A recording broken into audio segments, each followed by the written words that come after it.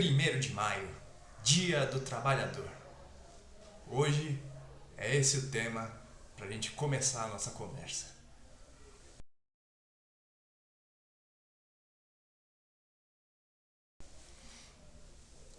Bom pessoal, esse é um vídeo que está um pouco atrasado em relação ao 1º de maio e, bom, na verdade o 1º de maio é só uma desculpa sobre um assunto que eu queria postar faz um tempo, né?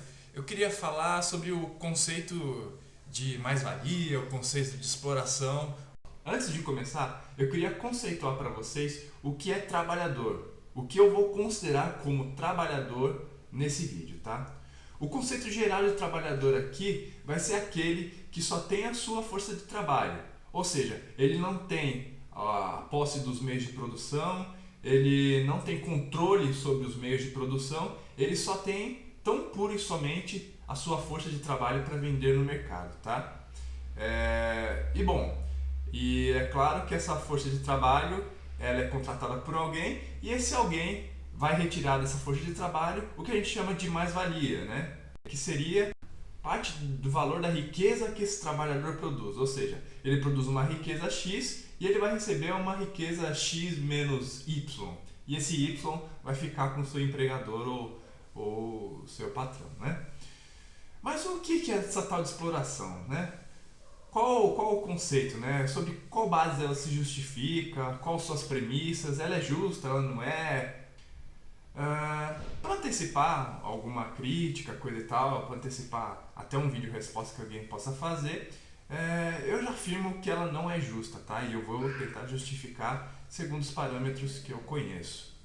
Bom, eu pretendo mostrar para vocês que o que permite a exploração de uma pessoa por outra, independente dos conceitos morais, é tão pura e somente a quantidade de poder que essa pessoa tem em mãos, né? Não é se ela é mais inteligente, não é se ela é mais esforçada, ou não é se ela é especial de alguma forma. Não, não é nada disso. É tão pura e somente a quantidade de poder que ela tem nas mãos.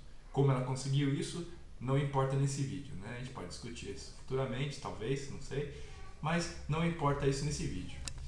Bom, agora eu vou mostrar para vocês algumas das justificativas, né, das pessoas que, enfim, elas ganham mais do que os seus empregados, né? Eu vou falar especificamente das pessoas que têm empregados, né? Ou daquelas que se beneficiam do trabalho de outras, né?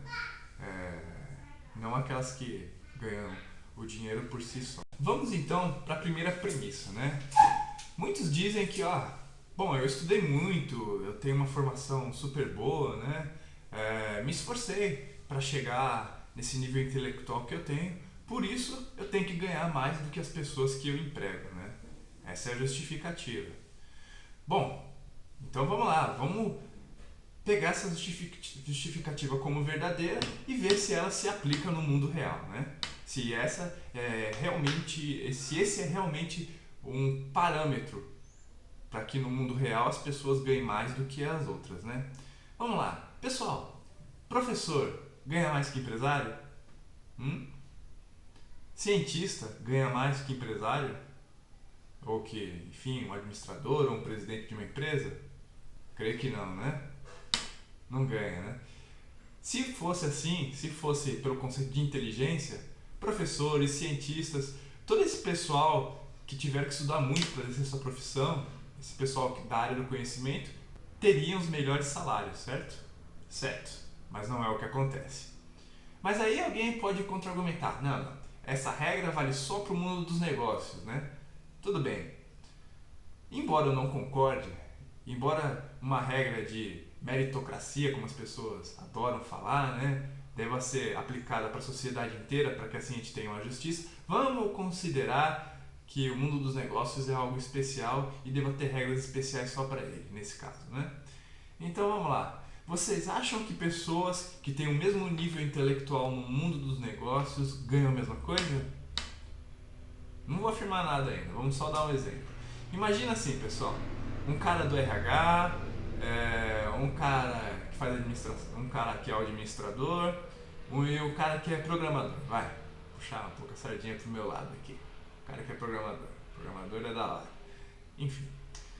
Vamos considerar que todas as pessoas nas suas respectivas áreas, é claro, estudaram muito.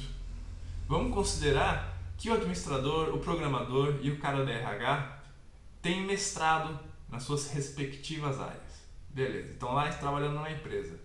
E aí, pessoal, quem vai ganhar mais, hein? Pelas empresas que eu trabalhei, pela experiência e pela própria observação, o administrador ele tende a ganhar mais. O cara de RH tende a ganhar consideravelmente bem também, né? E o programador, bom, ele ganha bem, mas enfim. A minha questão é, os salários são iguais? Não. Eles estudaram a mesma quantidade de tempo? Sim, só que em áreas diferentes, né? Em tese, como eles estudaram nas suas respectivas áreas e são mestres nas suas respectivas áreas, eles deviam ganhar a mesma coisa. Mas é isso que acontece? Não, né?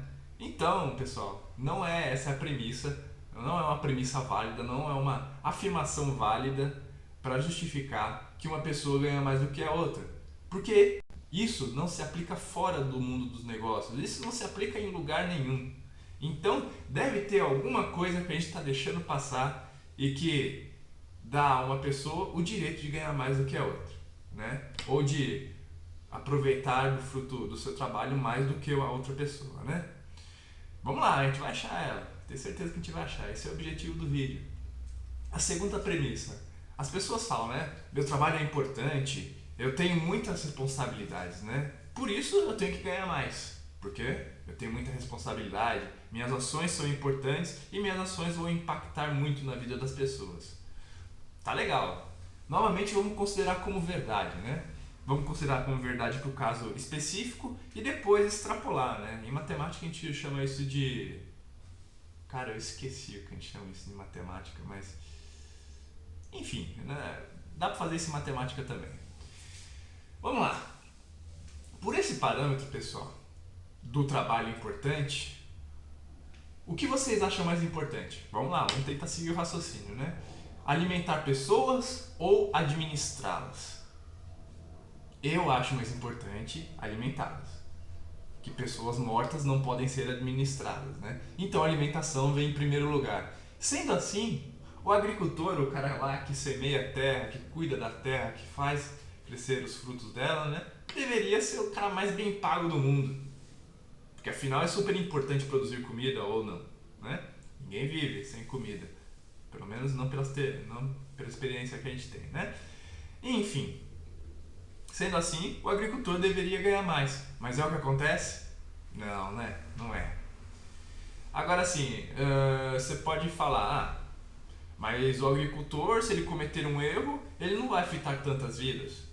Tá bom, verdade. Então vamos dar outro exemplo, né? O piloto de um avião, né? O piloto de um avião, ele pilota aviões pequenos, grandes. Vamos considerar o piloto de um avião grande, que pode transportar desde dezenas até centenas de pessoas. Vocês não acham que a responsabilidade de um piloto de avião é maior do que a do presidente da empresa que o contrata? Se o piloto de avião cometer um erro grave, ele vai matar centenas de pessoas, inclusive ele mesmo, né? Isso se ele não cair numa área populosa, coisa e tal. Então a responsabilidade de uma pessoa que guia um avião é extrema. Isso sem contar os controladores de voo, que controlam todos os aviões. Esses deveriam ser milionários, né? Porque afinal de contas eles têm que manter a rota, manter todo mundo separado, sem bater. E quando eles erram, vocês veem o que acontece. A gente tem exemplos que passou na mídia e não faz muito tempo, né? Faz um tempo relativamente... faz um tempinho, vai. Mas vocês viram o que acontece quando o controlador de voo erra. Então é justo que essas pessoas ganhem muito mais que, por exemplo, o presidente da empresa. Se o presidente da empresa errar, o máximo que ele vai causar, pessoal, é desemprego. Tá?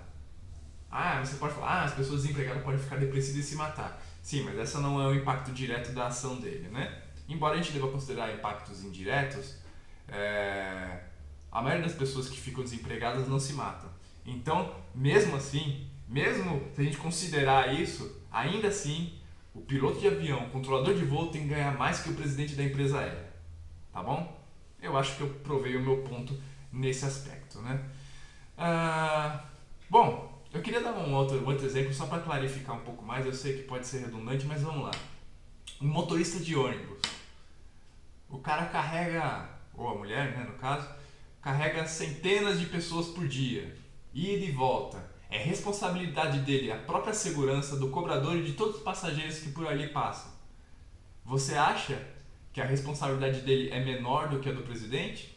Ele tem vidas na mão dele diretamente. Se ele cometer algum erro grave, ele pode matar essas pessoas e também pode matar pessoas que estão em volta, né? Se ele errar na direção, atropelar alguém, enfim. O presidente de uma empresa, pessoal, ele fica lá no escritório. Ele fica administrando, que é o papel dele. É um papel importante? É, ok. A administração das coisas são necessárias. Com a administração as coisas tendem a funcionar melhor. Beleza, isso eu acho que é ponto pacífico, né? Agora, um erro de administrador não é tão catastrófico quanto o erro de um motorista de ônibus ou de um piloto de avião. Isso só para citar alguns exemplos, né?